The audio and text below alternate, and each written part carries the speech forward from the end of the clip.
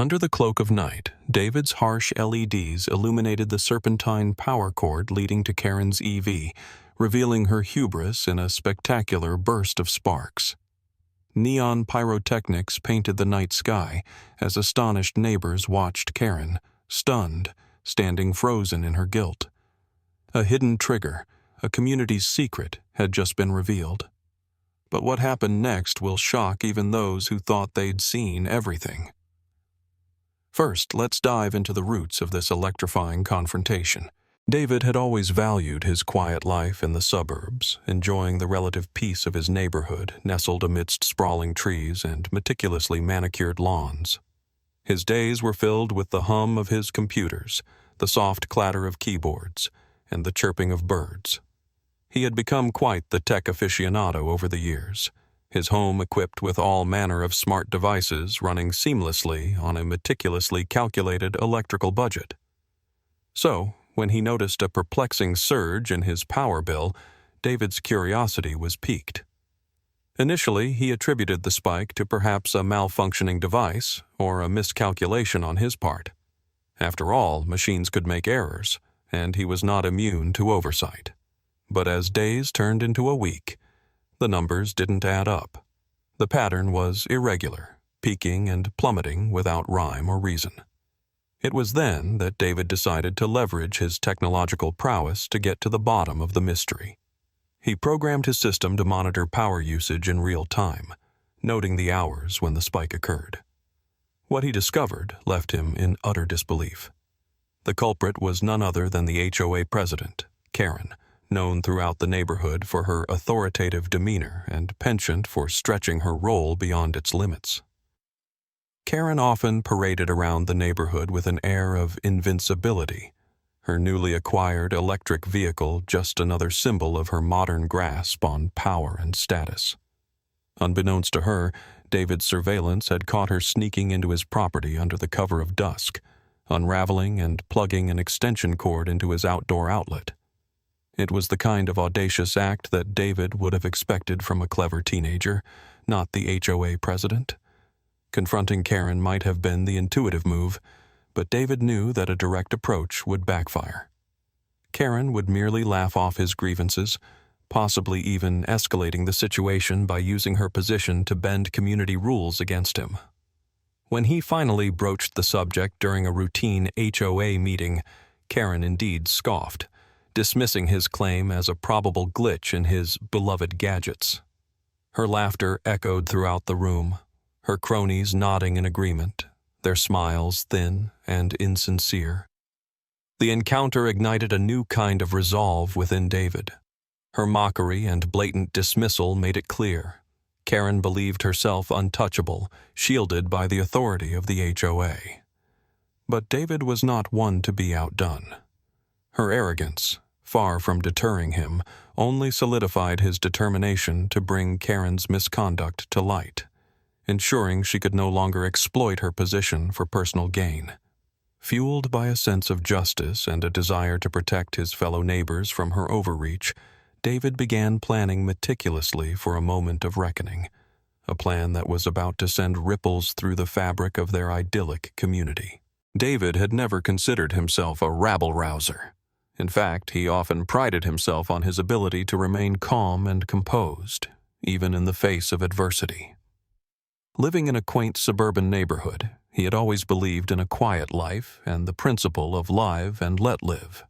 His work as a software developer kept him ensconced in a world of data and algorithms, reliable and predictable, unlike the capricious and bureaucratic nature of his homeowners association, presided over by the infamously imperious Karen. Karen commanded the HOA like a medieval monarch ruling her fiefdom. Her word was law, often leaving a trail of whispers and discontent in her wake. David, like many of his neighbors, had attempted to stay below her radar, hoping to avoid her wrathful and petty enforcement of rules. Yet, her recent antics had illuminated the striking inequity. The very laws she enforced with unyielding strictness were the ones she flouted without consequence. Each time David saw Karen unplugging her electric vehicle from his power supply, as if it were a public amenity rather than his private property, The flame within him burned brighter. It wasn't just the fact that she was stealing electricity. It was the unapologetic entitlement, the dismissive wave of her hand whenever he approached her, the unspoken assurance she wore that no one would dare challenge her regime. Initially, David tried to address the issue head-on. He approached Karen diplomatically, offering gentle reminders that the power supply belonged to him, hints that were met with derision. "Oh, it's just a bit of electricity, David," she chuckled, brushing him off like an inconsequential speck. Her laughter lingered in the air, condescending and dismissive, a sound that haunted David long after she'd driven her car away. But that was not merely the end. That derisive laughter was a catalyst. Where Karen saw intimidation, David found resolve. What Karen dismissed as impotence, David forged into a plan. He realized that confronting Karen directly, within the frames of traditional argument, would lead nowhere. Her comfort in her entrenched position blinded her to communal harmony. In the quiet of his study, David began devising a strategy that married his technical expertise with a sense of poetic justice. He envisioned a plan that wouldn't just reclaim his stolen electricity, but would highlight Karen's hypocrisy for all the neighborhood to see. A plan that would exercise the power of subtlety and surprise rather than brute confrontation. As he pieced together the mechanics of his plan, David synced each motion of his work with a newfound sense of purpose. His usual realm of codes and circuits now served as the building blocks of his quiet rebellion. The task was no longer just about his electricity. It was about rallying against a system personified in Karen, a system long overripe for change. In his heart, David knew this was not just about him. He envisioned a liberation for his neighbors, a restoration of balance, and a crucial lesson in accountability, all encapsulated within his developing scheme. As the sun dipped below the horizon and the first stars pricked the deepening twilight, David stood at his window, watching with quiet resolve. His heartbeat thrummed with a mix of anticipation and righteous indignation.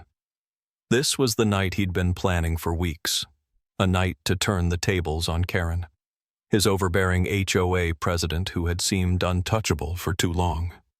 Known for her domineering nature and disregard for boundaries, she wielded her HOA title like a gavel, hammering down on anyone who dared question her. But tonight would be different. Tonight, justice would dance in the sky. David had always been more at home tinkering with gadgets than confronting people head-on. So when Karen started siphoning electricity from his personal power supply for her shiny, state-of-the-art electric vehicle without so much as asking, he knew he had to channel his frustration into something ingenious. Crafting his plan had been an exercise of both his technical talents and collaborative spirit, two strengths he used to rally a small band of like-minded neighbors equally fed up with Karen's antics. Together, they created a mechanism both intricate and poetic in its simplicity, a perfect blend of harmless prank and technological wizardry. They installed discrete sensors tied to David's outdoor outlet. The plan was simple. Once triggered by Karen's evasive meddling, it would activate a series of meticulously placed garden fireworks. These would shoot upwards, not to harm or truly frighten, but to form a garish, sparkling backdrop to the main event. A pre-recorded message echoing out into the night air from hidden speakers. The neighborhood had settled into its usual evening calm, but as the appointed hour approached, a collective tension hummed beneath the surface, a ripple of expectation shared quietly by those in the know. David, standing by with a remote in hand, adjusted his glasses and took a deep breath. Lights flickered across the street as Karen's silhouette appeared in his driveway, crouching to attach her vehicle to his outlet with the stealth she might apply to an illicit affair. David's finger hovered over the remote, his pulse quickening. As soon as the connection was made, the sensors blinked to life. With theatrical flair, the sky exploded in a brilliant burst of color, red, gold, and blue streaks painting against the night. Fireworks crackled in joyous abandon, the spectacle drawing curtains back across the street as curious eyes peered into the unfolding drama. Then, amid the spectacle, the recorded voice boomed with impeccable timing. "Caught in the act!" The phrase reverberated through the serene suburb, causing curtains to twitch and doors to edge open cautiously. Illuminated starkly by the fireworks, Karen's shocked expression was a picture worth hundreds of hours of silent frustration. Here was the mighty HOA president, caught quite literally red-handed, or perhaps red-faced, in a tableau of her own hubris. With phones recording and neighbors murmuring in delight, the silent rebellion had achieved its perfect coup. The stage was set for the next act of this suburban saga, with the once mighty Karen visibly shaken amidst the colorful cascade of her public humiliation. The evening sky was ablaze with colors, a radiant tapestry unfurling against the backdrop of Karen's disbelief. Each burst of light carried with it a sense of liberation for the community, a collective sigh of relief that hung in the air long after the last ember had faded. For David, the fireworks were not merely a theatrical end to his elaborate plan. They marked the precise moment where his quiet resolve shattered the facade of Karen's unchecked dominion. Karen stood frozen, her face a canvas of shock as the reality of her downfall became unmistakably clear. The neighbors, once a subdued chorus to her symphony of mandates, watched with newfound courage as their tyrant's reign unraveled under the undeniable evidence of her misconduct.